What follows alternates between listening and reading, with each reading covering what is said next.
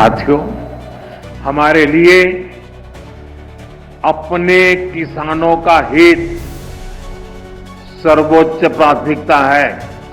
भारत अपने किसानों के, पशुपालकों के और मछुआरे भाई बहनों के हितों के साथ कभी भी समझौता नहीं करेगा।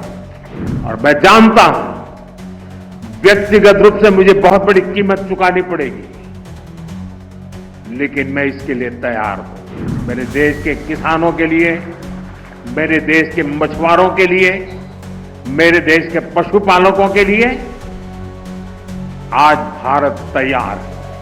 साथियों, हमारे लिए अपने किसानों का हित सर्वोच्च प्राथमिकता है।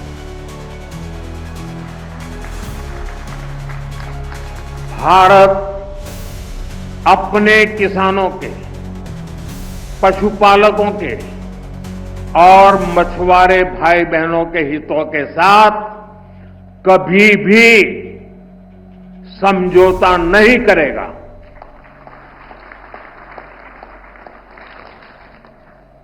और मैं जानता हूं, व्यक्तिगत रूप से मुझे बहुत बड़ी कीमत चुकानी पड़ेगी, लेकिन मैं इसके लिए तैयार हूं। मेरे देश के किसानों के लिए, मेरे देश के मछुआरों के लिए, मेरे देश के पशुपालकों के लिए आज भारत तैयार है।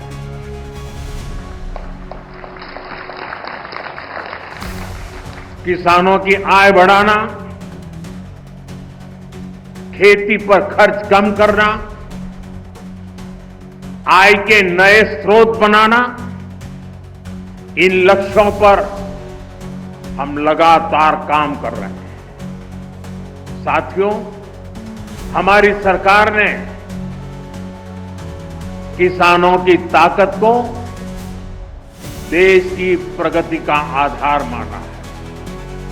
इसलिए बीते वर्षों में जो नीतियां बनी, उनमें सिर्फ मदद नहीं की, किसानों में भरोसा बढ़ाने का प्रयास भी था।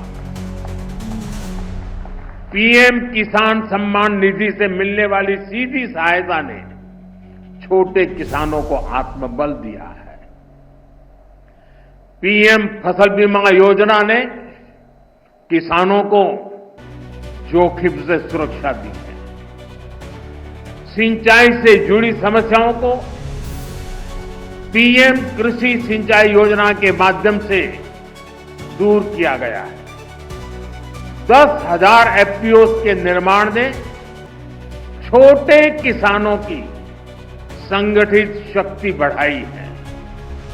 कोऑपरेटिव और सेल्फ हेल्प ग्रुप्स को आर्थिक मदद ने ग्रामीण अर्थव्यवस्था को नई गति दी है। ई-नाम की वजह से किसानों को अपनी उपज बेचने की आसानी हुई। पीएम किसान संपदा योजना ने नई फूड प्रोसेसिंग यूनिट, भंडारण के अभियान को भी गति दी। हाल ही में पीएम धन धान्य योजना को भी मंजूरी दी गई है। इसके तहत उन 100 डिस्ट्रिक्ट को चुना गया है जहां खेती पिछड़ी रही।